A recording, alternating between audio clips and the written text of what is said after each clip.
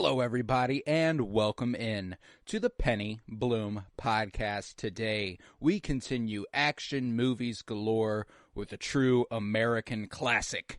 This week is Die Hard. It was released on July 20th, 1988, written for the screen by Jeb Stewart and Stephen D'Souza, based on the novel by Roderick Thorpe, and directed by John McTiernan. I'm Colton Robertson. I am joined by Joseph George. What's up, homie? Oh, what up, what up? Always a pleasure to be here. Oh, and it is always a pleasure to have you, and it's a great pleasure today. This was a fun first viewing, I know, for the both of us. One of those classics that we just never made it around to, and a movie you can't quite know how awesome it is until you watch it. How are you feeling? Yeah, no, I'm in the same boat. I thought that this movie was way more serious than it was before I watched it. And I guess I always knew that it's just a classic action movie. That's all I've known of it. But I had no idea of I didn't know that there was a heist involved. I didn't know just all the actual story details. I had no idea of what actually happened. The only thing I did know coming in was the shot I ended up going with, which is, I don't know, kind of cheap. But like when he's in the vent and he lights his lighter and then it lights him up, and then that's the only visual I've ever seen from Die Hard. So that was legit the first choice I did until another shot came up. It's actually a really good shot too. You know, like it's cool. You know, because there was one later on in the movie that I almost went with. Or that I did go with, but that was the one like early on that stood out for like the first hour and a half of the movie. You know, like it's a good looking movie. It's not a masterpiece visually or anything, but it is surprisingly good. I knew I would like it a lot. I didn't know that I would think it's as good as I think it is. You know, like I thought I'd be like, well, it's a fun schlocky action movie. I didn't think I'd come away from it going, that's a genuinely good, heartfelt action flick. You know, But here I am. I'm on the Die Hard train now, man. I dig it. I guess there is quite the franchise here, right? How many of these are there? I think 4. It's like Die Hard, Die Hard 2, Die Harder, Die Hard with a Vengeance. Die Harder. That's pretty good. Yeah. That's pretty funny. But at least, I don't know. I can't speak to the other ones at all. But this one. I bet they're shit. I'm willing to watch them, but I bet they're shit. It's not like a John Wick situation where they do get better as time goes on. I seriously doubt it. I'd be willing to watch them, and I probably will now at some point, but the only one you've ever heard anything about that's fair. Is Die Hard, you know? That's true. I mean, they started off hot, though. I mean, and maybe they weren't even planning to do They a certainly second weren't. One, and they were just they certainly weren't. Shit, we might as well now. This was a smash fucking hit. The story lent itself to one movie. The idea that you can do a sequel to this is just putting Bruce Willis in another situation where he has to do pretty much the same fucking thing, I guess. Dude's living a crazy life, you know. Yeah. As a New York cop that just checked in on a party for his... They are married? Yes, they are. They were married. Okay. They're separated, is my understanding. Yeah, it's... Okay, so... Legally they are, but emotionally they're not quite together. Yeah. Then okay. Yes. I get you. No, yeah. It's an interesting dichotomy, and like the relationship dynamics. Like, she works in L.A. He's a New York police officer. How long has she been working in L.A.? Because however long she's been working in L.A. is presumably how long they've been separated. You know, at minimum. Oh, yeah. I guess he does go into that saying like, I should have been there for you more whenever your life started to take off and everything. And I guess classic trope or a cop trope line there, you know, or either detective or cop, whatever. Just the shitty husband, you know, they don't have the time. And the job's the most important part. Yeah, he's always on the clock, you know. It it doesn't matter where he is. There was I feel like it came from somebody. Maybe it was Al. I don't know. Maybe it was someone in the building of like, you know, he's not even, his jurisdiction is blah, blah, blah, whatever. And it's like, well, that doesn't matter. You know, I feel like that was, where did that come from? Maybe I don't know, just making that up. But I felt like it was kind of like it doesn't matter where he is, you know, it's his job. Um, Right. Yeah, probably. Did that happen? I don't know. I feel like There's also the John Wick line where they say John Wick has no jurisdiction. I don't know if that might be maybe what I you're thinking am of. confusing. Yeah, maybe I am kind of blending because it didn't feel like Die Hard after I started talking about it. I'm like, this doesn't feel like Die Hard, but No, but I mean, like that tracks though. That is what's like, and there's like a funny thing going on where I enjoy the movie a great deal, and I think it's good, and I don't think this. And we talked about this a lot off mic. I don't think it makes the movie any worse necessarily. It just makes it more probably important now and impactful now than it would be otherwise. Where I think this is just like flagrantly propagandic, in my opinion. It's not in like the most obvious after school special. Gee golly, don't you want to trust your police thing? You know, like it's the main hero is a cop and he's killing terrorists, and in this situation it's like, fuck yeah, of course. Duh. Yeah. He's doing crazy, he's doing the badass shit. Let's go. But there is a subconscious level at work there. And I think that there is like I said, I don't think it makes the movie any worse. It's just another lens to watch the movie through that I think is really fascinating.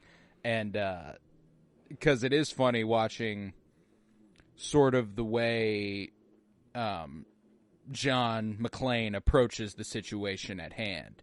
You know, like not very cop-like, you know, is the thing. Like, I guess maybe that's how a cop would act if they were the sole one in the build. You know, like it is an interesting situation where he is like refusing orders almost at every turn. You know, he's not taking the orders from his higher ups. He's the one making them and telling them like, hey, here's what I'm gonna do.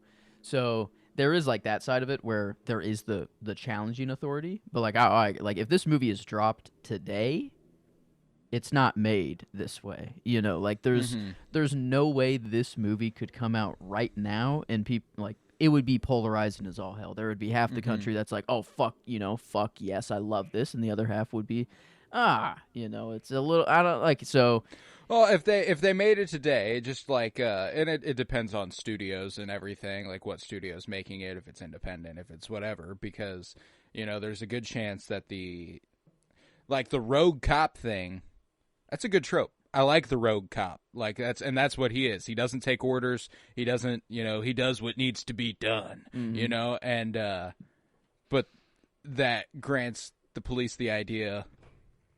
They're above. Well, if we law. need to do what needs to be done, we'll do what needs to be done. You know, so like the people giving the orders in a modern version of this movie would likely be evil. Like they would likely be terrible humans, and it would be John McClane looks like a hero compared to them. John McClane looks like a hero compared to them because he's doing the stuff.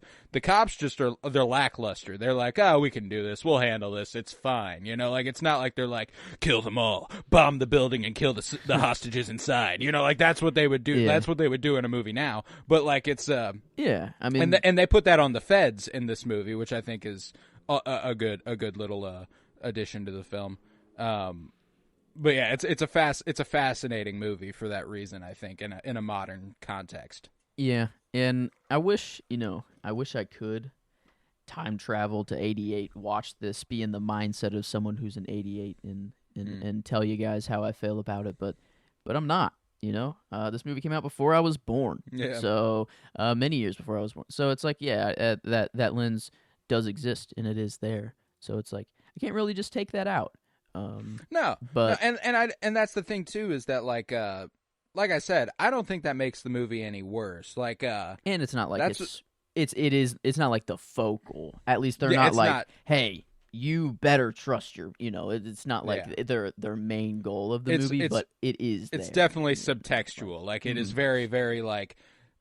I'd be willing to guarantee there were people who watched Die Hard and went, I'm going to be a cop when I grow up. That's true. Yeah. You know, that's like, I want to be John McClane. And that's understandable. That's like the point of the movie. Like that you're supposed to look at John McClane as a hero. So I think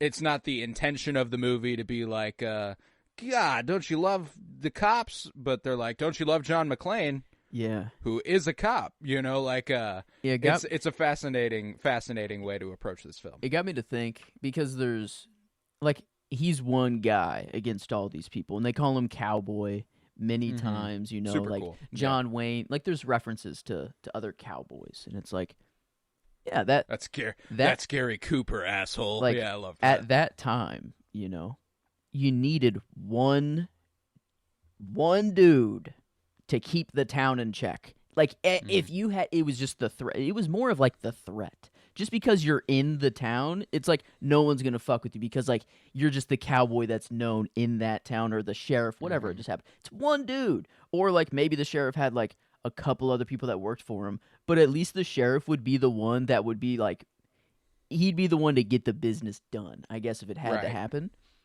But like now, just that towns are just so much bigger, and you need a legitimate force now. It can't just be one guy. That's why like this movie works so well, or it makes it seem less propagandic, I think, is because like it is one building and one guy doing this to everybody.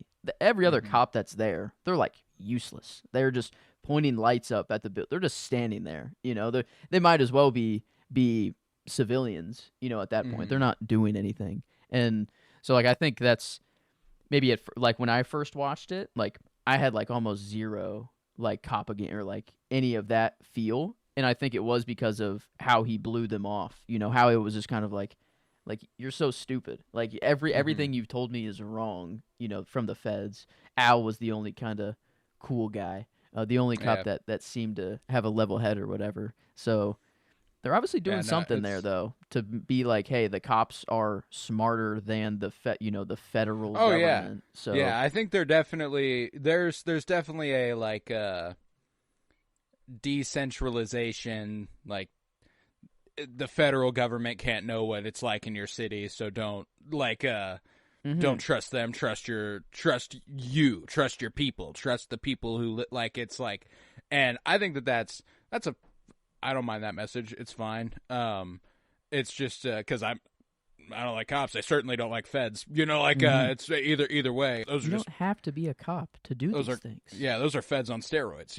Or those are cops on steroids. But you can just because they have a badge, it might give them more of an option to do these things, and you expect them to do that. But like, you don't have to be a cop. It just kind of means that you're signing up for that kind of all day, every day.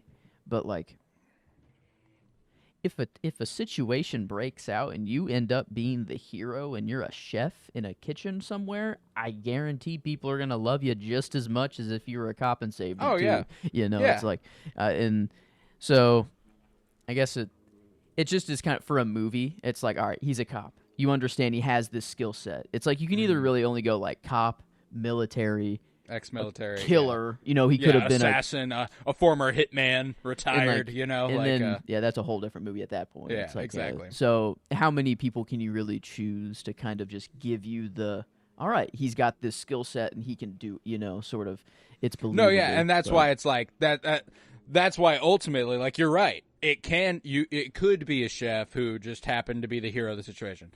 It wasn't, though. It was a cop, and therein makes it sort of this propaganda, and like, because again, I don't think that was the intention. I don't think John McTiernan went into this writing went into the direct this movie, and Steven D'Souza and Jeb Stewart were like, we're gonna write something that's gonna make the kids love the police. I don't think that's what was going on here. They were like, let's make something badass, let's make something fun, let's make something awesome, and then you go with the believable route. Well, like, what guy can do this job? Well, a cop could probably do this, a military man could probably do this. What a cop makes it seem small time, it still makes him feel like an underdog. It's all those things result in something that happens to be propagandic, not like intentionally a propaganda film, which I think is an important distinction.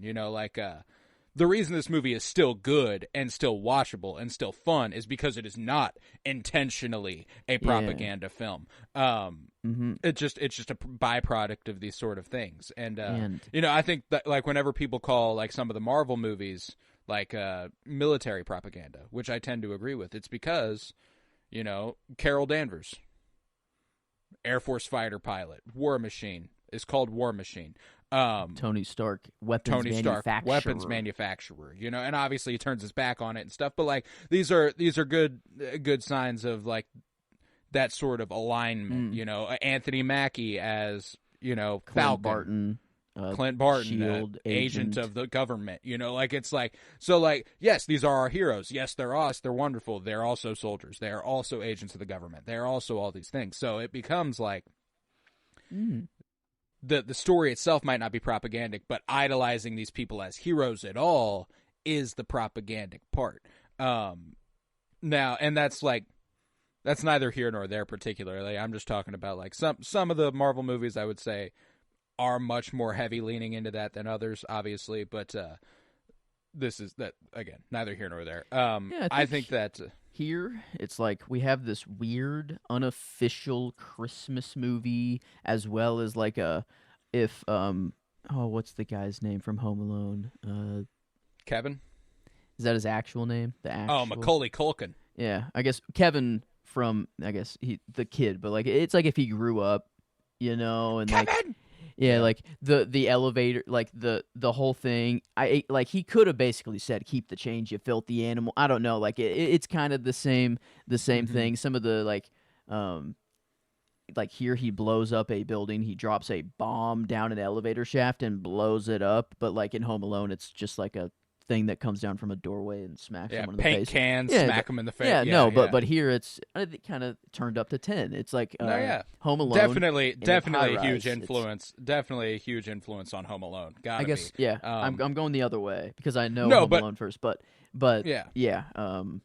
I see where Home Alone came from. I guess if maybe just they're like, fuck Die Hard, we just need to make this for kids now. Let's just do it. And I don't know. I think it That'd worked make out really an well. excellent double feature. Home Alone and Die Hard. That'd be fucking awesome. I would love to watch Christmas this as well. Yeah, oh my God. Yeah. It works. Okay, yeah. It's definitely in the rotation for Christmas movies now. I have like Polar Express and The Holdovers. I feel like those are like in cement now. Like The Holdovers was like I kind of have to every year now. This one is maybe like a maybe. I don't know, but now the Home Alone double feature, that's really good. That's a surefire. I'm gonna do that shit. But yeah, like that's the big debate. Is Die Hard a Christmas movie? And we'll address that here. Is Die Hard a Christmas movie? No, but it is watchable at Christmas, and I think that makes it.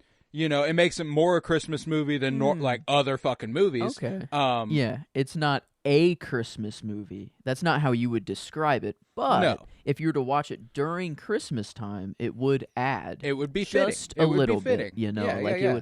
It would give because there are some Christmas music that plays at some point. Like they're like very the credits song is a Christmas song. Like it's and it is literally Christmas time. They're Christmas celebrating. Eve. Yeah, okay, that is the party. Okay, I didn't know if it was New Year's or Christmas, but okay. No, because that guy, the driver at the end's like, man, if this is how y'all do Christmas, I'm gonna want to be with you for New Year's. He's the limo driver, the dude just in the parking garage the whole time on the phone. At least he's on the phone. He doesn't know it's even happening for half the time. But then he just goes out that gate when everything's all over. So like at some point he had to be clued in with me to what's like. Fair enough. Everyone's very on edge after this, and then like whenever they point the gun, he gets clued in because they have like one of those little TVs in the car, and they start broadcasting. Does it show from him Nakatomi. Watching it? It shows him watching the broadcast and being like, okay, I guess I missed that then, or I didn't. Like, we're at Nakatomi Plaza and things are popping off, and he's like, what? He's like, what the fuck? Man. No, but I had a great fucking time with this movie. It will absolutely not be the last time I watch this movie by any stretch of the imagination. It was, and that was surprising to me. I genuinely came into this knowing it was a classic. I came into it knowing that there's an element to it where in years past, if I asked a person what their favorite movie was, and they said Die Hard, that association typically came with a certain type of dude that I was like, okay, well, I'll probably not watch Die Hard like, anytime soon. My favorite movie is Wolf of Wall Street, Depends why is there. it your favorite Depends, movie? yes, Yeah, why? why is it your favorite movie? And that's those sorts of things. So like, I'm glad I finally made it around to it because I adored it. I had a great time, man. I thought it was so much fun. I thought that Bruce Willis is wonderful. I'm ever since Moonrise Kingdom, I've been much more open to the prospect of Bruce Willis and what he brings to the table.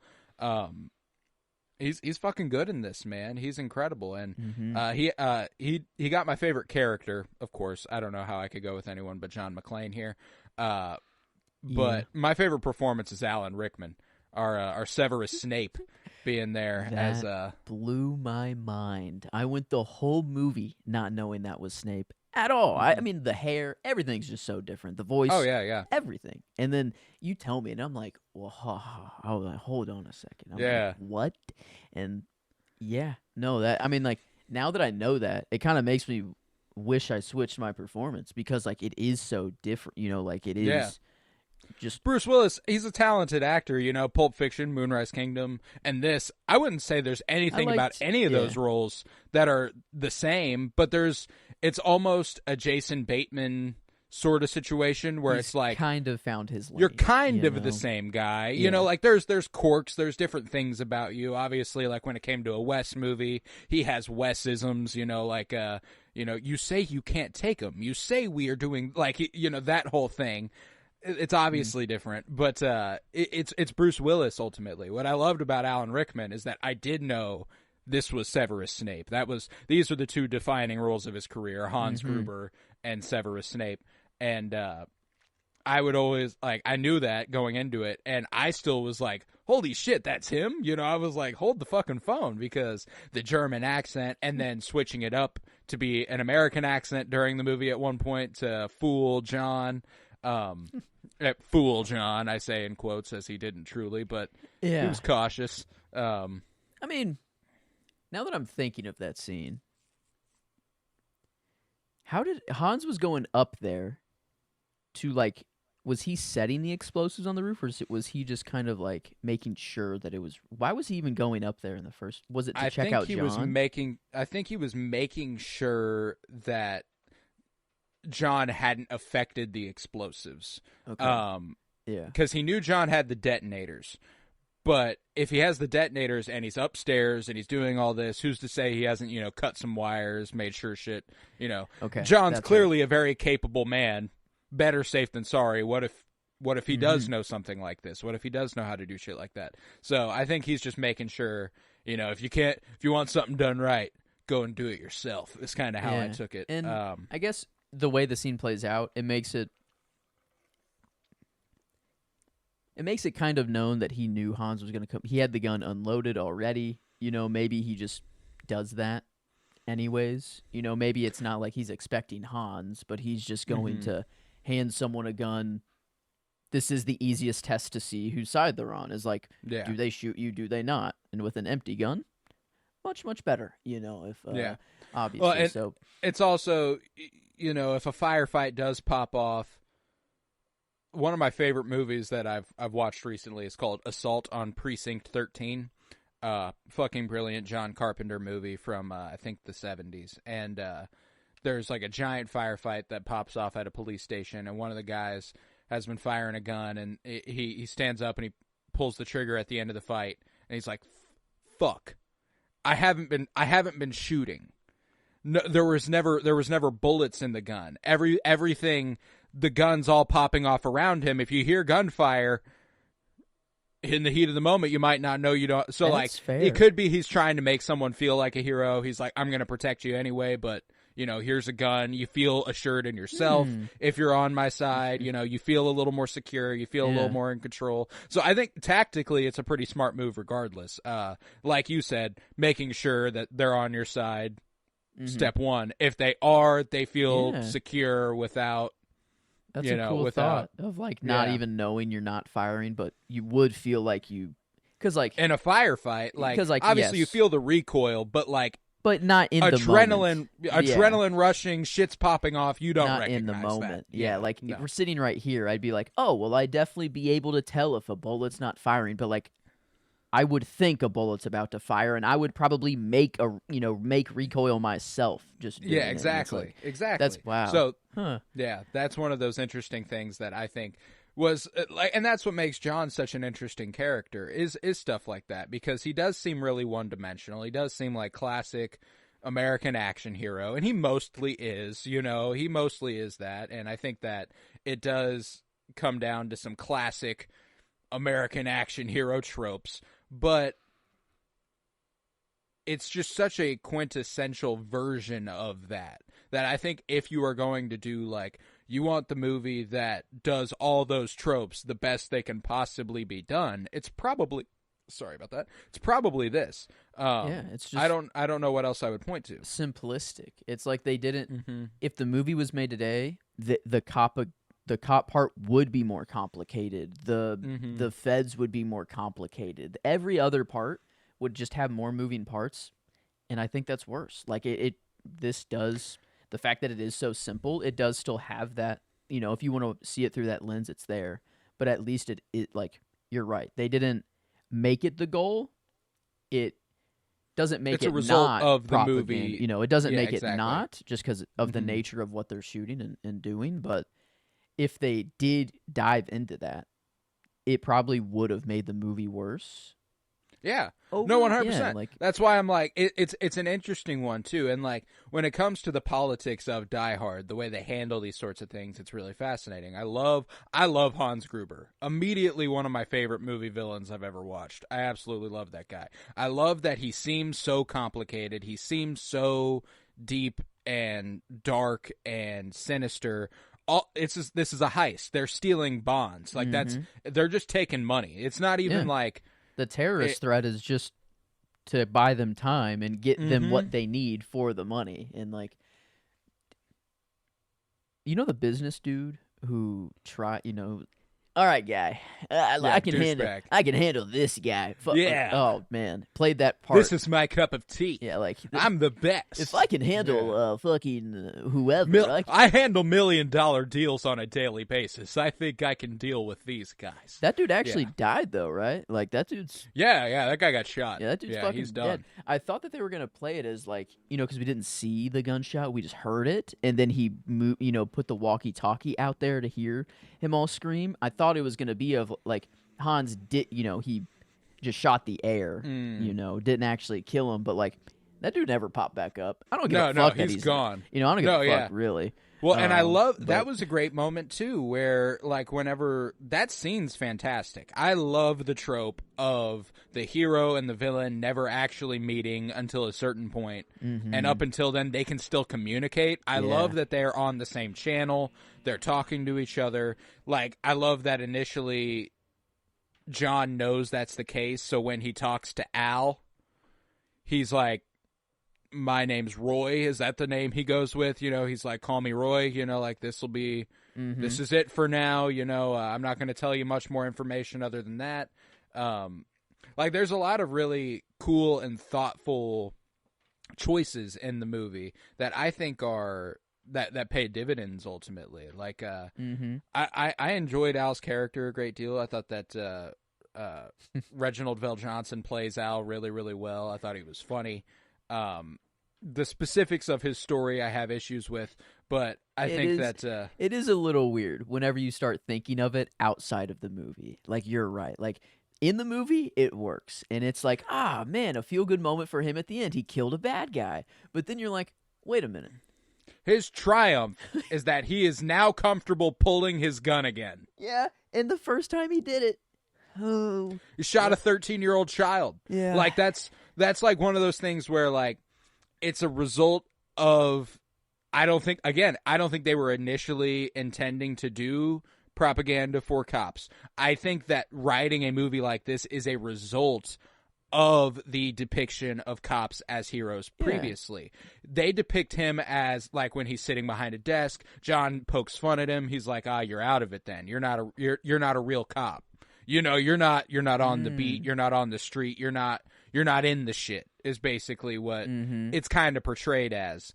And he's like, well, yeah, I'm not in the shit. I killed a kid when I started, and I haven't felt comfortable being in the street since. You know what? That's enough. He doesn't need redemption. He doesn't need to shoot a guy and feel comfortable shooting. He doesn't need to feel comfortable pulling his gun again. Isn't pulling his gun. Like most That's cops the triumph. probably wouldn't do that, you know. Yeah. Yeah, like I wish he would have. I wish he would have froze. Frankly, I wish it wouldn't have been like. Oh, and that's the thing is I don't wish that. I wish that for the messaging of the movie. I see. In the moment, yes.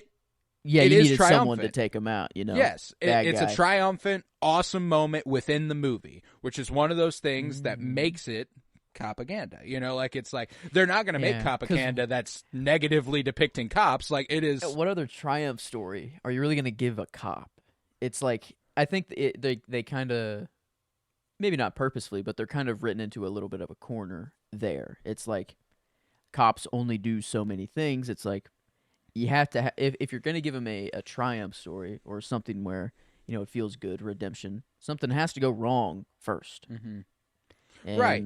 And like a good choice that I would have really loved. The thing that indicates to me that he is now comfortable wielding his gun again is that immediately after he shoots that guy, the limo bursts out and he gets it up and ready again. I think it would have been triumphant if he shot the guy and then like tossed the gun. It was like, now I'm done. You know, like now that's it. Like he did what he had to do, but it's over now. You know, like I see. Yeah.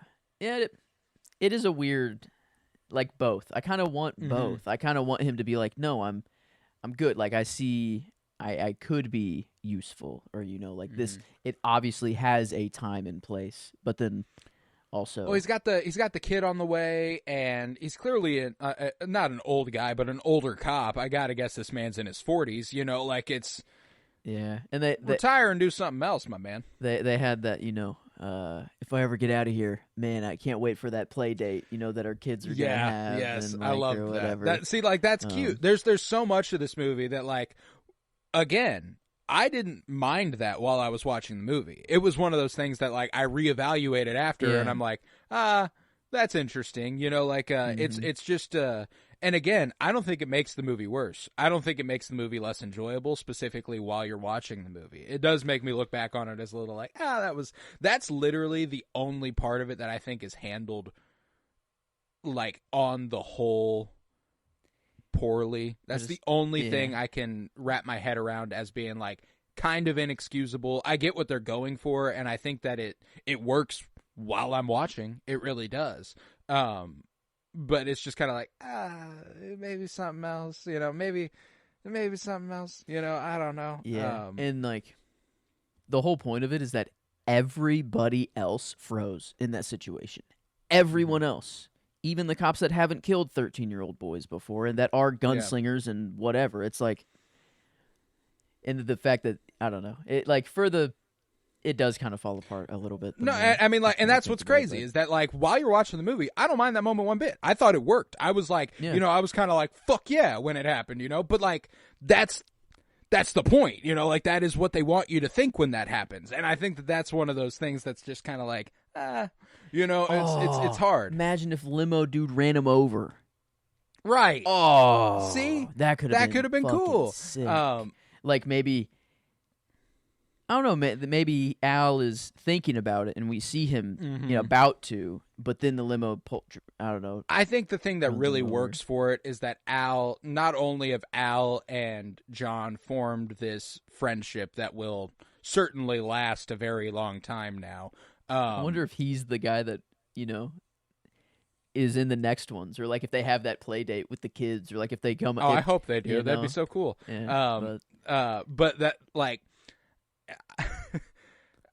I think that moment, it's more than just he's comfortable pulling his gun again. It's now he has expressly saved John's life. That guy had eyes for John. He was going to kill John because he killed his brother. Like, that is so. Yeah. I think that's the triumph of it, is that, like, he's explicitly saved John's life now, not like I see. Yeah. not just been his number one supporter during all this, not the only guy who believed in him, but now he has Al specifically saved his life. He told him he loved him. That I know. that was like one of my lines potentially. I loved it. Is an Al I line. loved that. And I love corny, romantic, and obviously not I mean romantic in the sense of just like it's like they're soldiers going through a battle together. Yeah, in the way baseball, way baseball's romantic. Yes. You know, like it's just he's in the shit. It's the guy he's talking to. You know, it's kind of like I love you, man. Yeah, you know, like and Al, he says, hey Roy, how you feeling? And then he responds, pretty fucking underappreciated, Al. I'm pretty sure it's like, I mean, he just got shot. Something just happened to him. He's not doing good. And he's on the walk. He's on the pretty fucking underappreciated, Al. Yeah. Those lines, I'm sorry, I hate to interrupt you here. Those lines delivered by Bruce Willis are the fucking best of the movie. That's why I went with him. So it's like it is Home Alone at that's why the Home Alone like inspiration, like these line deliveries here are like on the walk. They feel so similar but different. They're not really the same as Home Alone, but they kind of have that same juice to them. But the way Al responds, he says, "Hey, look, I love you. So do a lot of the other guys. You hang in there, man. You hang in there." And it was just like it did kind of get him to be like, okay, you know what?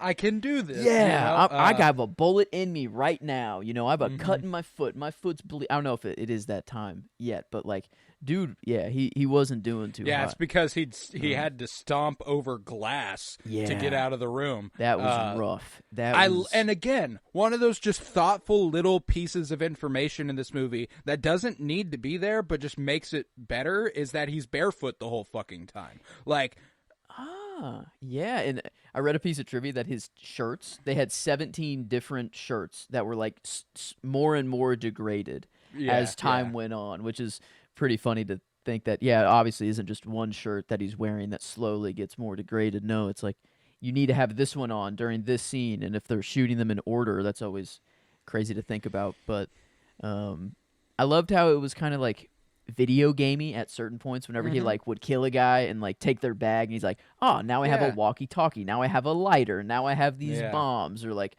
whatever. It was really cool. And I mean, I loved Bruce Willis like in this. I like his comedic tones, and then his actual just like, dude, he had to do everything here. Like he had to do he was good. a lot. Yeah, like emotion. Like whenever he is calling to Al and he's like, if I don't make it out of this, please tell my wife. You know, like that scene.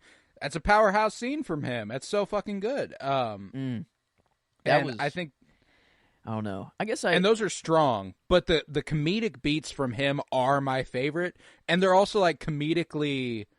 There's comedy and there's comedic badassery he also does. Like whenever he, you know, yippee-ki-yay, motherfucker. You know, like whenever he's like, what, are you a cowboy of some sort? You know, like that whole thing. He's, yippee-ki-yay, motherfucker. Yeah, I love it. They mentioned some cowboys, and he's like, well, I've always been indifferent to, and then he names someone else. I forgot who, like Hans is like, John Wayne and all these Clint Eastwood. I don't know. He's like mentions like the big dogs, and then John's like, no, I actually prefer this guy, or whatever. Yeah. He's like, that's Gary Cooper, asshole. That's one, and I think it's specifically a reference to High Noon. High Noon is, again, like, there were so many times when I was watching this movie where I was like, thank God I watched this movie within the last 2 weeks. I watched High Noon like a week and a half before I watched Die Hard, and it's a story of a dude who's retiring as the sheriff of a small town, played by Gary Cooper, and the most badass desperados are coming to town. It's danger. They've got it out for him. They're ready. They're just getting out of prison. It's time to get the guy who locked us up, you know. And everyone, every deputy in the town, everybody is scared. Nobody wants. It's not their fight. It's his. They tell him, "You leave, and everything's fine," you know. And he's like, "But they'll just chase me, you know. Like they'll just follow me. And I know this area. I know this place. Help me. Let's do this." And ultimately, it ends up being him versus everybody. Wow. Okay. Which I think is another incredible influence on this movie, especially given the express naming of Gary Cooper. I was like, yeah, it's got to be an homage of some sort. I kind of wish I don't, but I do. Like, wish we could go back to the old Western times where things were just a little simpler. Life is not as good. You know, there are some things that we have quality of life improvements, but some other quality of life has gone the other way, I would say. But no, man, just the idea of a sheriff, man. I don't. I do. At least after this movie, I didn't have the urge to watch the second one and third one. I mean, I might go into them, but like, I really had the urge to watch cowboy movies. Like that was where I was like, the Old West was just in my head after this movie, which is Westerns are so fucking cool, man. And this movie does permeate the spirit of a Western in a modern action Hollywood era. Yes. You know, the late 80s, this was the bread and butter of what Hollywood was about at this time. So like the fact that they pulled it off as classically and stereotypically without being like over the top corny. It is corny, but like corny in the best way. Yeah, the other line I had thrown in here was he pulls some cigarettes off off a dead guy. And he goes, these are very bad for you. And then he puts one in his own, and then lights it up for himself. It's like, it's just the way he talks to the dead guys too. Oh yeah. Or of course I kill one guy. You got to have the smallest fucking feet in the whole world. His shoes don't fit him, so he's got to keep going barefoot. Like now it's. Now I've got a machine gun. Ho ho ho. That was one of my favorites. One of my favorite lines is when he's trying to call the police and it's on the radio. So like he's like. They're like, attention, whoever you are, this channel is reserved for emergency calls only. He goes, no fucking shit, lady. Does it sound like I'm ordering a pizza? I absolutely loved it. Like it's stuff like that that's so funny and so like this movie just has so much life that I absolutely adore it. I think that Hans Gruber represents a really classic, just greedy evil, which I think is really really cool. I think that when it's plain and just like Nakatomi's like, hey, then kill me, and he's like, okay, and he just shoots him. Like that's a strong fucking moment. I'm gonna count to 3. Okay, this is the bad guy. Yeah, and he does. I loved it. I thought there was gonna be a play there, like he was gonna trick him. Nope, dude just killed him.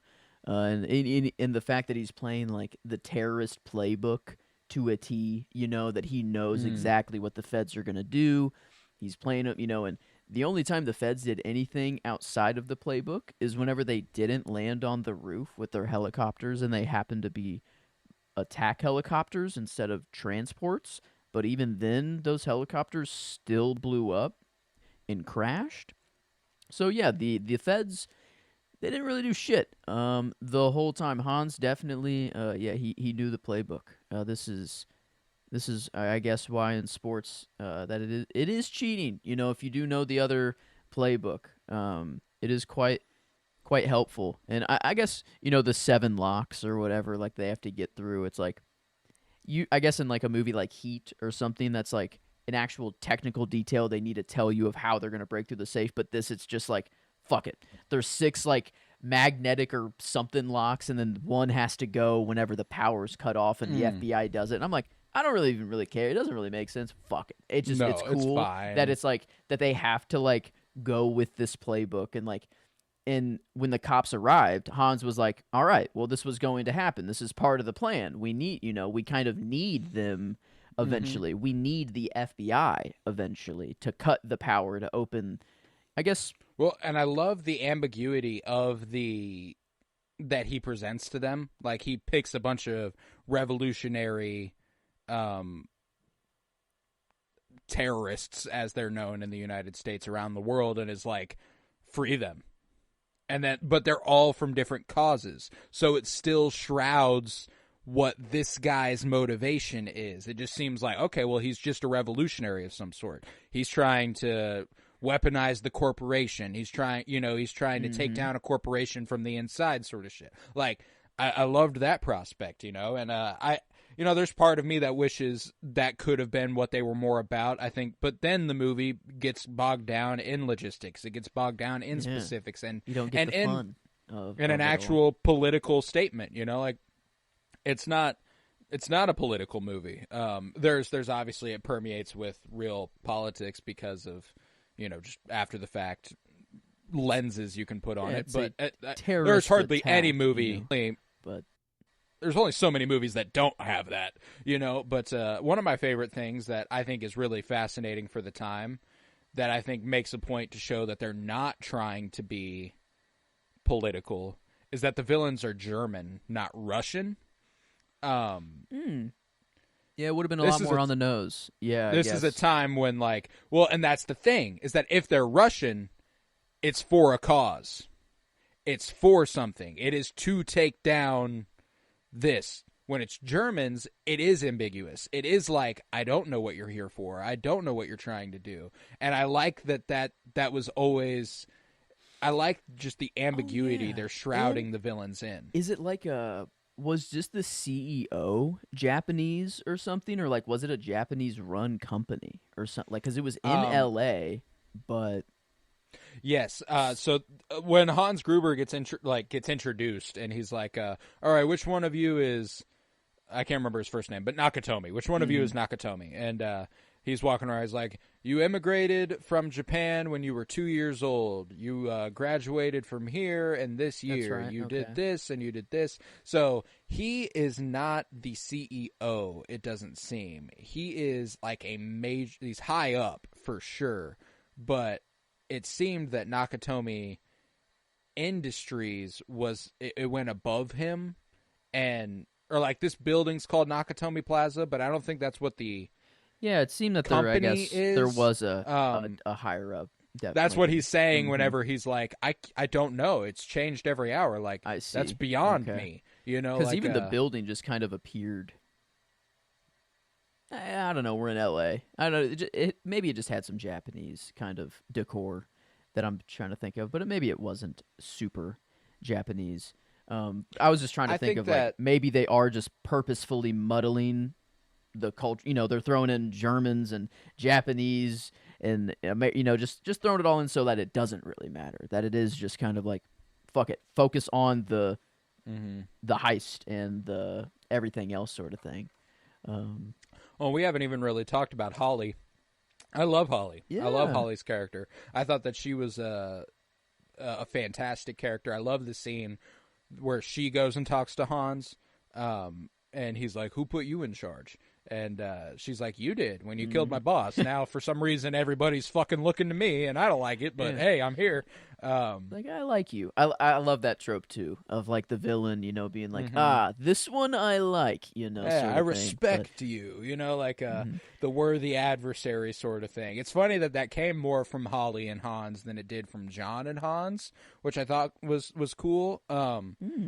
There is a little bit more Holly almost, she trusts John to do what needs to be done, and she knows that he's got his thing. She's got to work it from her angle, though, I love the way that she goes in there and she's like, well, we've got a pregnant lady. Is there any chance I can move her to an office with a couch? He's like, no, but I can bring it. He's like, no, but I can bring a couch to you. That's okay. Good compromise. Good deals being made here. And he's like, she's like, unless you like mess, I would suggest you start taking us to groups to the bathroom. Yeah. And he's like, yeah, that's actually a good point. Yeah, for sure. All right, deal. Good shit. And then, I love that she has to kind of play the secrecy as well. She doesn't need. She knows she's in danger if it's revealed John's her husband. She knows that she is a vulnerability for John if she is captured. And ultimately, my favorite shot of the movie came from when she was being held hostage.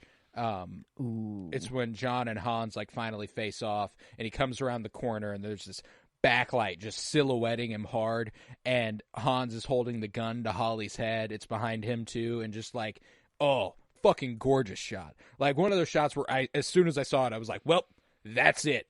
It's over. I was like, that's my favorite shot of the movie. It was fucking beautiful. Is it weird? And this is probably, I'm never going to get in a situation like this, but moments like this, they always make me, eventually, one day, when I have someone, I will practice going through, if we are ever in a hostage situation and there's a gun to your head, and you trust me with your life, and you want me to get rid of this motherfucker, you gotta push the gun. We'll have a cue. We'll know what to do. You'll be the one to push it up and get out of the way, and then sort of thing. And it felt like they kind of he was like, all right, we know what to do here, like this, like Yeah. they kind of had that look, kind of going back and forth that whole time, and it's just moments like this that's like, well, I know I'm never going to get, I probably not, but Yeah, hopefully not. Like the case. situation required would be that someone has a personal vendetta against This is you true. to the point where they're willing to kill your wife. Like yeah, I hope I don't go down that road. I hope my life doesn't take that drastic of a turn.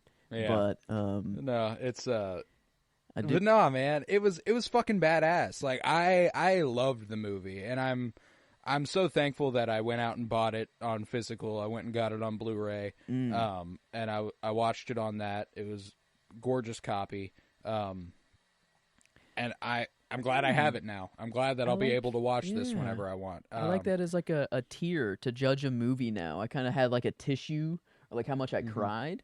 But now that I'm starting, do you want to own it? Yeah, that's a different tier, and I think this one, it definitely deserves that. Like, if I'm thinking of watching it as like a Christmas movie every year, and it's not just Christmas that I'll probably watch it. This is no, this has a year-round appeal. Yeah, I guess I'm not screaming to really go back to it right now, but I think now that I have watched it, it will kind of default to being a Christmas season viewing, save for the sparing, like, you know what, fuck it, I want to watch Die Hard today. Like, every once in a while I'll go through my collection, which is an absurd size now, and I'll just kind of pick a movie. And, it's inevitable. One day that movie will be Die Hard. Not anytime soon, since I did just watch it, but, like, it's a movie that I'm not like, God, I need to rewatch that ASAP. But it's a movie I know I will rewatch probably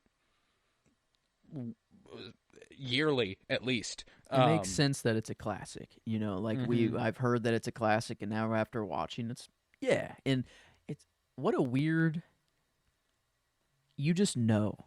You kind of know when you're watching a classic in the middle of it already, and this one kind of toes the line, maybe, of not knowing. But like after I'm done, like it's weird how movies have that classic feel to them, and there's nothing that, like, if you take one part out, it doesn't make it the classic anymore. It's like just everything that the movie's about that it feels classic. What makes a movie a classic? This is a quintessential American movie. Like if you're going through like American cinema as it has been formed in popular culture, like not like this is one of the greatest movies in the history of America. I don't want to say that. I'm saying, like, when you want to know American pop culture and what is the best, most popular movies of all time, Die Hard has to be on that list. Like, it has to be on that list. Yeah.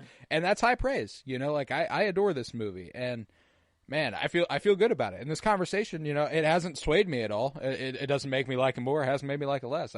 I just liked the movie a whole fucking lot. Like it's just it's that good.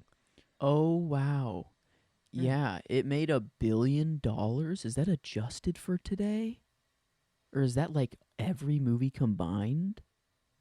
There's no way, right? 1.4 billion. That has to be adjusted, or maybe that's total ever. Oh, five movies. Okay, yes. I was going to say, I feel like we didn't have billion-dollar movies until Titanic. Yeah. Die Hard domestic box office inflation adjusted $900 million though. So okay. Damn. So it is, I guess, adjusted for inflation.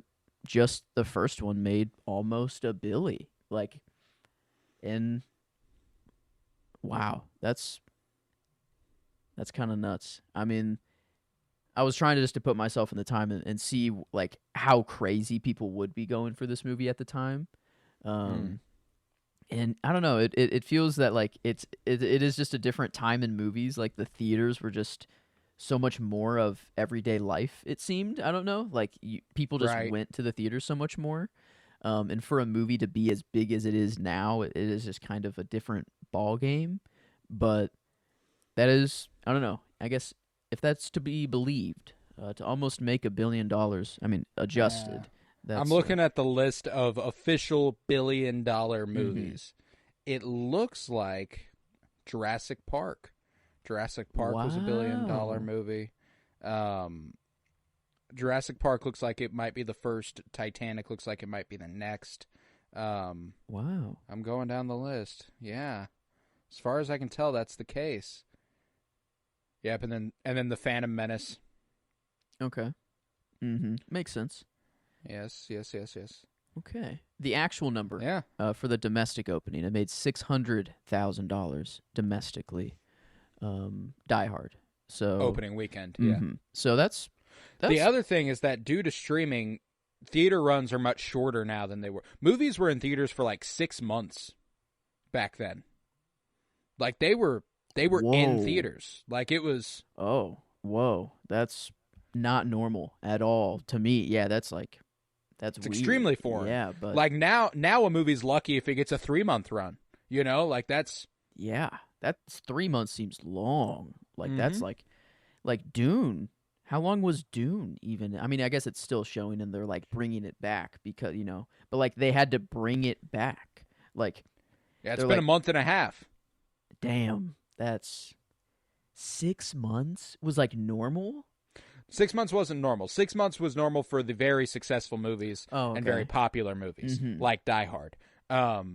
Wow, that's like. Let me look it up. I might be talking out my ass. I'm pretty sure, but that's the case because home video was limited, because there was no streaming, because there was none of the like. If you saw a movie, you saw a movie. It wasn't like you didn't watch a lot of movies at home. I guess this says July 15th, 1988 until September 3rd, 2020. Oh well, duh. Okay. That's obviously. Oh, the years I did not read that it was from 1988 to 2020. I thought it was from July to September. But yeah, I guess to know when it actually ran in the theater, I guess that's not on the box office page that I'm on. But man, I guess that does make sense though. There is no way to stream it. You have to see it at the theater until it comes out on physical. And man, I wish we can get back to that. Because now we have all the bundles again for streaming, and we're back to square one. We're back to right where we started with network television, but in a worse way. But yeah, that's, man, 83 million. It's weird, the numbers. A lot of them run like to today instead of like the original release time, but $85 million lifetime gross. It's been released 4 times in the United States. Yeah, I wish this was something I could. I'm looking up like how long were the theatrical runs, and I can't find anything about it. But yeah, well, regardless, it's I know for a fact they were in theaters a lot longer than we have them now. Like.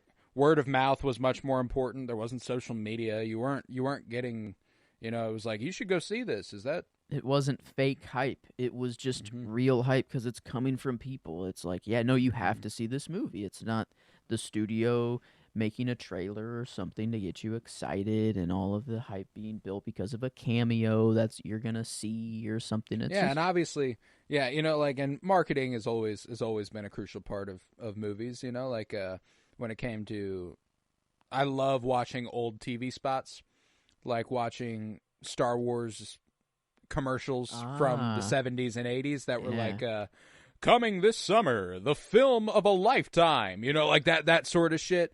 The Superman TV spot that was like, you'll believe a man can fly, like that sort of stuff. Like I love the corny, typical movie trailer that used to come with movies like that in the 70s. And 80s, I think, is when they started to become much more like, coming this summer. Like it's like a... summer. Yeah, whoever that guy is, man.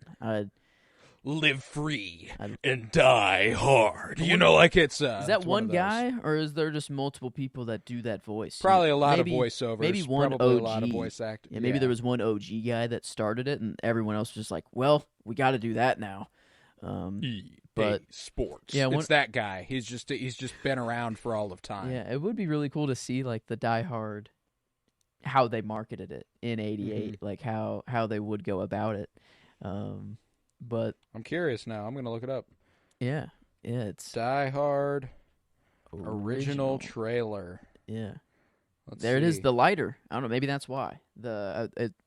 Just the visual that I know from the movie. I also is love him the in the quality these are typically in. Oh yeah. I like Remind you watching of where we came from. Even in my lifetime, like I remember when HD TV came out and being like, "Holy fuck, what have I been watching?" Like it was. And every I was like, time it upgraded. I was like, "You're telling me I could have been watching Sweet Life of Zack and Cody like this?" And like that was, every time you're like, "How could it get better?" You're like, "This has to be the clearest it can be now, right?" But yeah, no. this trailer's in pretty good quality. Yeah, it is. Yeah, so it does it's look been pretty good. revamped for sure. But yeah, I mean, it definitely looks like a heist movie though. Off the trailer, which I guess That's how they're selling it. I just knew nothing. Coming, I didn't even see anything. I've heard of it, and I saw one shot, and that was it. But goddamn, Bruce Willis, did you do it for me? I don't know this. I loved, the comedy, the actual action, and then the emotional parts where he had to apologize to his wife, and then seeing her again after he saves her, and then him with Al at the end. Like, it does have the emotional parts, the comedy throughout the whole movie, and I don't know. I was very surprised, very very surprised with Die Hard, and yeah, I guess I didn't plop a coolest kill though. I was trying to think of a different one. I'm like, there's only one cool kill, He's not really a murderer. He only kills whenever he kind of he doesn't make it a flash. It's not flashy. It's just if you're shooting I mean, it's not John Wick. It's he'll kill a motherfucker clearly. When he's fighting the dude, he's like, "Yeah, you should have heard the noise your brother made when I snapped his fucking neck." Like. Man, clearly has no qualms doing what he must do, like it's no remorse involved, which I think is really, like, that's one of those things where I think that a movie like this benefits from that. Like, no time for that, no time to, but what it also does is frame killing as the normal job of a police officer. It's like, okay, he's got to kill people. That's all. And that's where it's like, okay. Whoa. Yeah. And like in this situation, I get it. Yeah. You do got to drop a motherfucker or two. You certainly do. I don't know if I'd go, you should have heard the noise your brother made when I snapped his fucking neck. I think if you're in a killing mode though.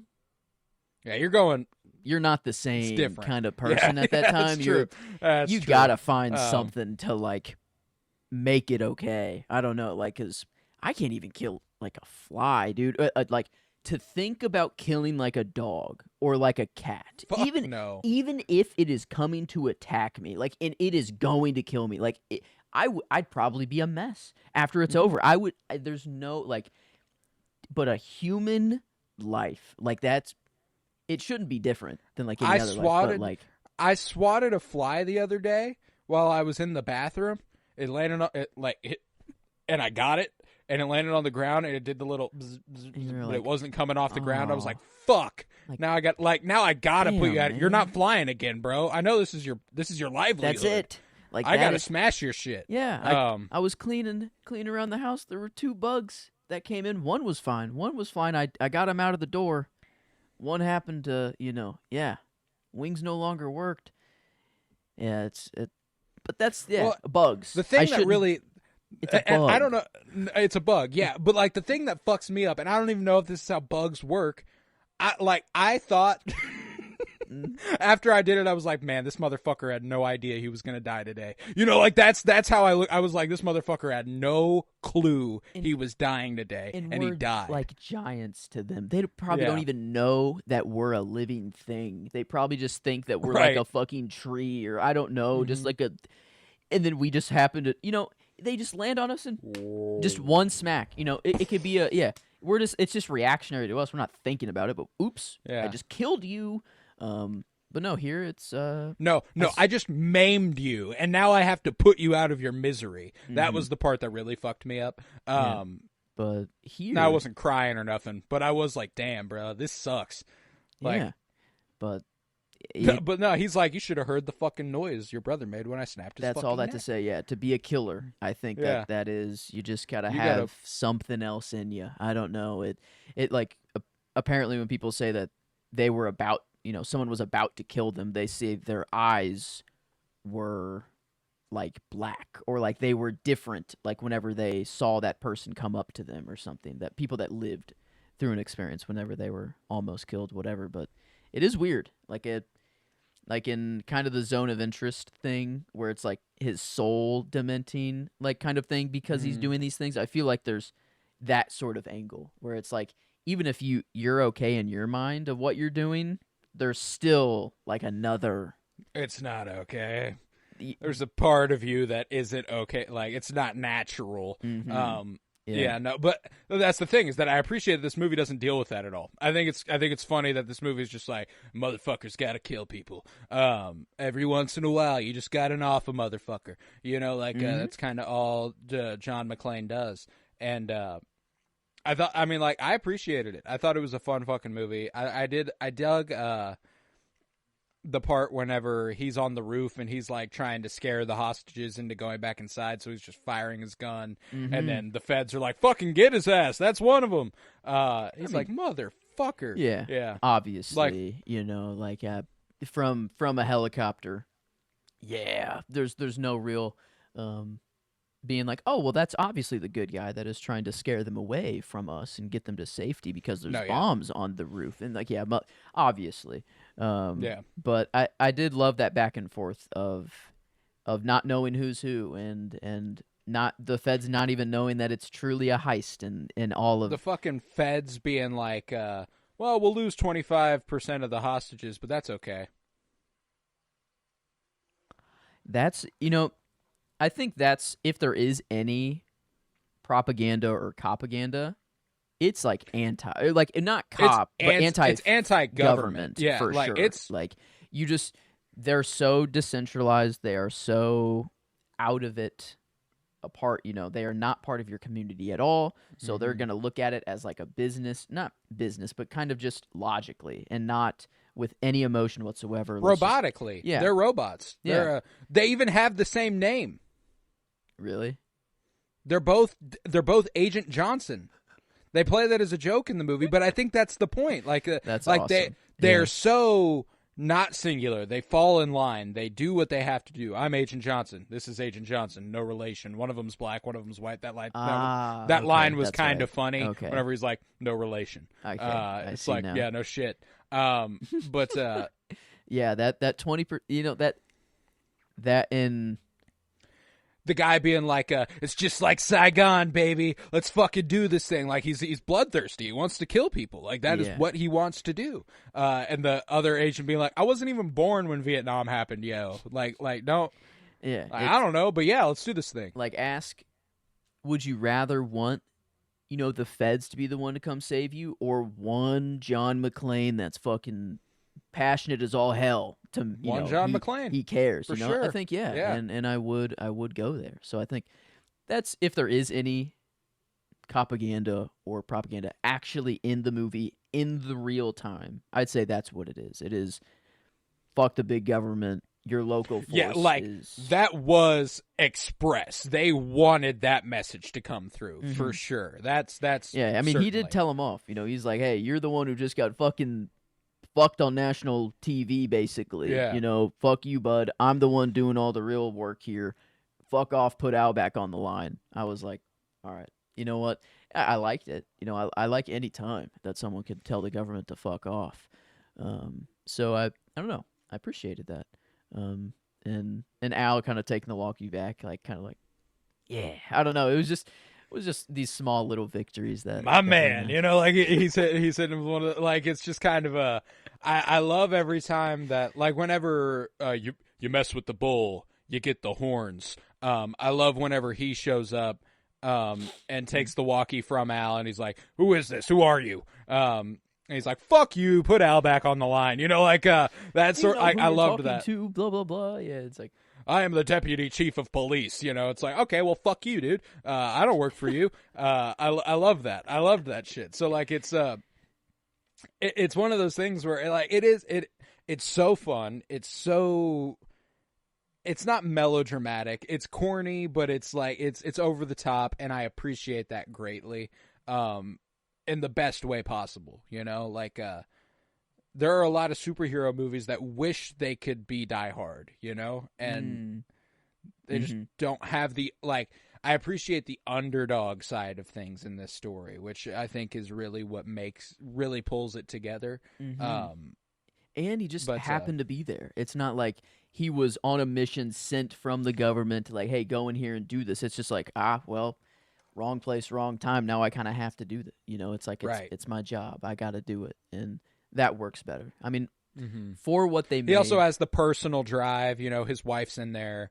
The mother of his children's in there. It does add a personal layer to it. It's always I thought about that too. Would it be as interesting a movie if it was just like a security guard at Nakatomi Plaza? Like, no, it wouldn't be. That's one of those like he needs that personal touch, and I think that's cool. So ultimately, I think this movie makes a ton of great choices. In hindsight, it makes a few, like that's rough. I don't know how at any point anyone ever thought like this is actually a good thing, but hey, you know, it is what it is. So yeah, but I don't know, man. I don't have much else to say on it. It's a pretty simple movie. I appreciated it a great deal, and I'm glad we covered it. I'm glad it was a part of this project for us. Yeah, I think I don't know. That is kind of what it boils down to. It's simple, not in a bad way. Simple in the best way. Like they made the things simple that needed to be, and gave us a fun kind of Christmas movie. But I don't want to keep coming back to that because it's not.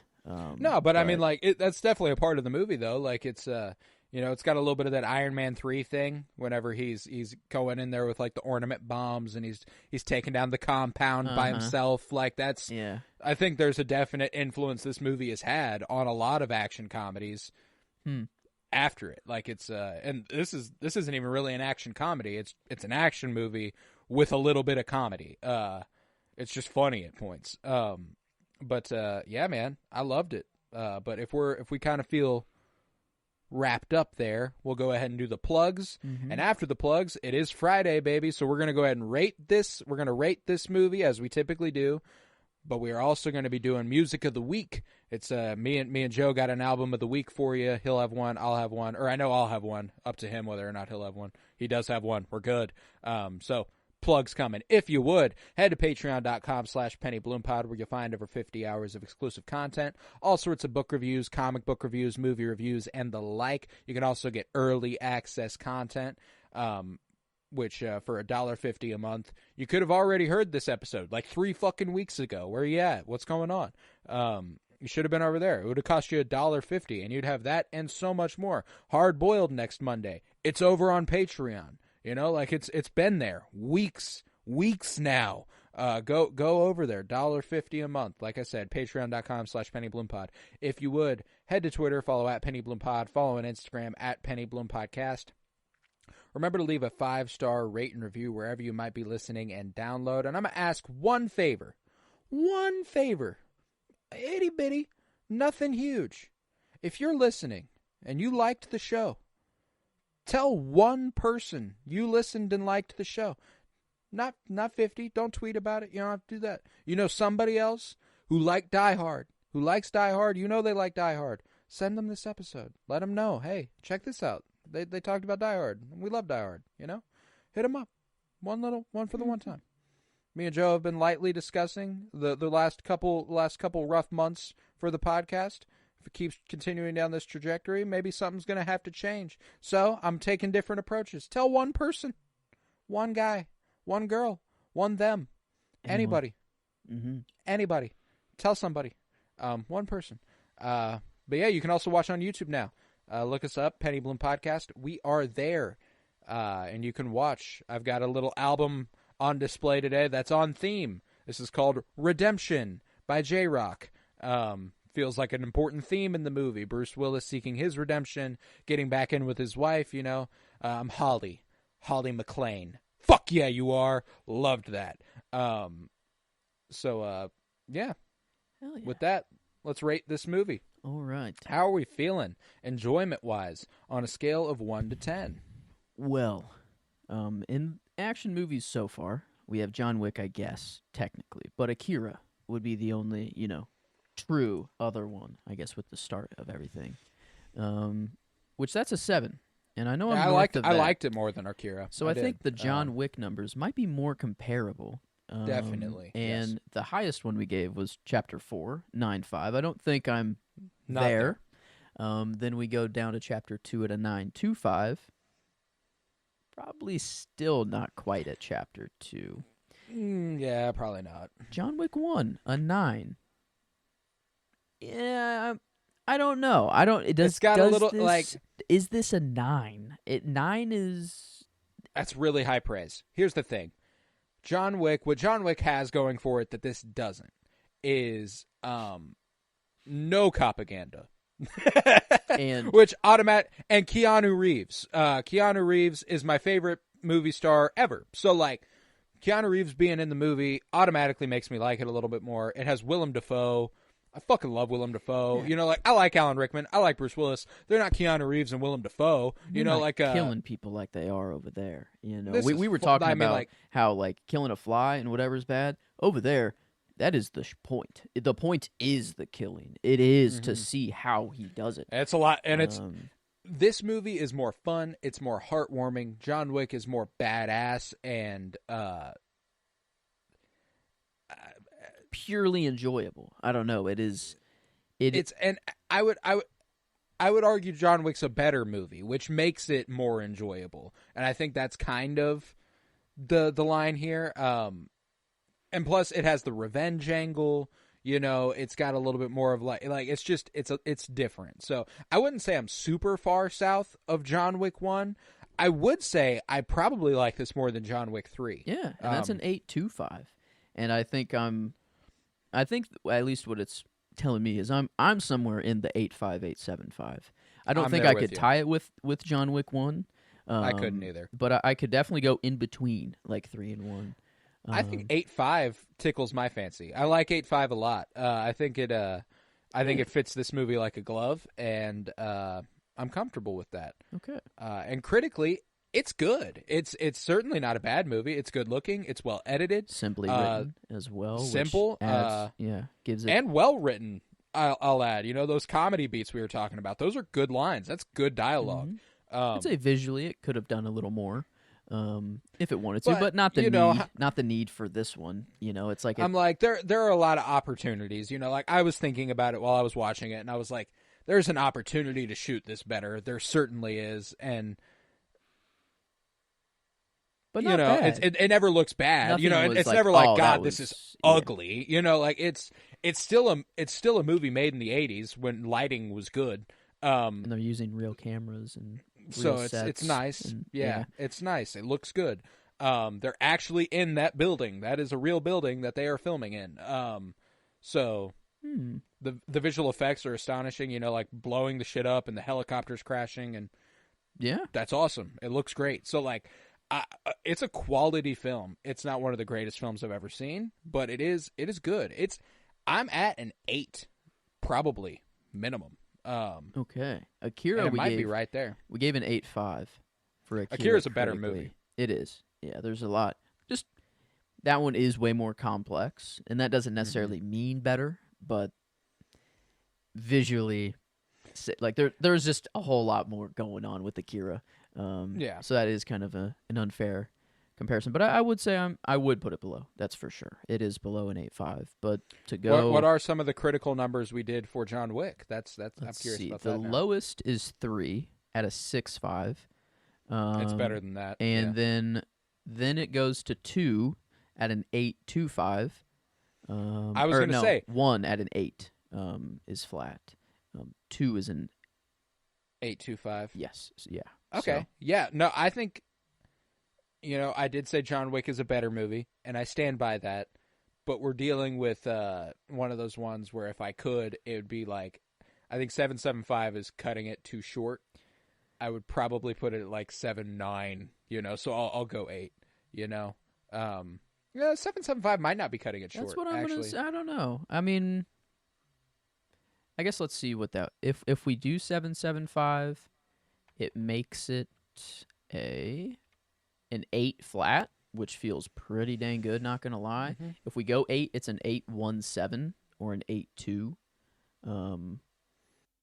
Yeah, I'm cool with the Honestly, 775. I thought about it a yeah, little I bit, don't. and like I don't I think. think that that's a good ding for the visual inept happening there. Like it's like it's not as good looking as it could be. The performances are strong, but Bruce Willis is nothing I haven't seen before. Yeah, I mean, I could go 775 or 8. I think that's for sure. We've narrowed it down to that. Yeah, I'm going 775. But I'm cool with an that. 8 flat feels good. Like that. Mm-hmm. That feel. I mean, if it made me cry a little bit more, or there was a little bit more emotional resonance, maybe it could have gone up a little bit there. I guess that's more enjoyment. But that does weigh to critically. But I like a 775. Okay, so an 8 out of 10. Let's see, what does That's the strong. people That's even strong. say? The people, at least on IMDb, an 8.2. Yeah, people love No. this movie, and that makes sense. That's a popular one. So- It's an all timer. But yeah, at an 80%, we are done covering Die Hard. All right, we'll be we'll be covering Hard Boiled next Monday, and I'm looking forward to that. But let's do music of the week before we officially move on to the what's coming soon. So do you want to take the lead? Do you want to go first? What was your album of the week here? I was between two, but what made me switch is the other one. I was mainly in it for a single song. This one I'm in it for kind of the whole album, which I think is probably a little bit better. But I'm going with David Bowie. This is it's a the self-titled David Bowie. Okay. And there was one song in particular that, like, when I was listening, I was like, ooh, I don't know, I really like it. Signet Committee. It is track 4 on the album, but I really like I don't know, David Bowie. I've heard a few of his songs, and I have a few that I really, really like, but I've never gotten a chance to dive just into his music. I love overall. David Bowie, so And, yeah, you're oh my preaching God. to the choir here. I love his music, and this album was the first one that I've listened to in total. So I still have much more to go. This isn't my favorite David Bowie by any means. It's just the one that I've listened to in totality all the way through. So yeah, make your next one, and this is no news to anybody who's a fan of David Bowie. The Rise and Fall of Ziggy Stardust and the Spiders from Mars. Okay, that sounded. That's the one you've heard. Get stuck in a moon age daydream, oh yeah. That one. There it is. It's also got yeah, I love Starman. That is probably one of my favorite songs from him of all time. Starman waiting in the sky. That's like, yep, that one. Ooh, I mean, if there's my view on religion, it's kind of that song. It's like I don't know what the fuck's up there, but he's disappointed in who we are right now, so there's no shot he's showing himself. But no, I love David Bowie. David Bowie, and that album, that one, I have heard some off of, but definitely I need to get the rest in there. But yeah, I love. Yeah, that. I mean, I just bought that on CD last week. The Rise and Fall of Ziggy Stardust. I love it. So yeah, David Bowie and David Bowie's self-titled album. That's a fucking quality. He didn't make bad music, so Yeah, you're you're good wherever you go next. I just know that's my favorite Bowie album. Okay. And to balance that, I'm gonna go with a little bit more modernity, something that came out just a few years back. I'm going with Super What by Czarface and MF Doom. Czarface is such a fascinating rap group. They're not high concept by any means, but Czarface is a superhero, and every album is not a narrative, but it's from this perspective of Czarface being a hero facing a foe, and Super What featuring MF Doom. MF Doom's whole thing is that he was the villain, he was the bad guy, so it's like Czarface. There's also Czarface meets Metalface, also an MF Doom collaboration. They've just got some good fucking songs. There's one called Mando Calrissian, which is, like They're dope. They're fucking. It's like if you like comic book movies, if you like Star Wars, if you like pop culture at large, you will like Czarface's music. It's Inspector Deck from Wu-Tang Clan and a couple other guys. They've got several albums. I've been listening to them for years.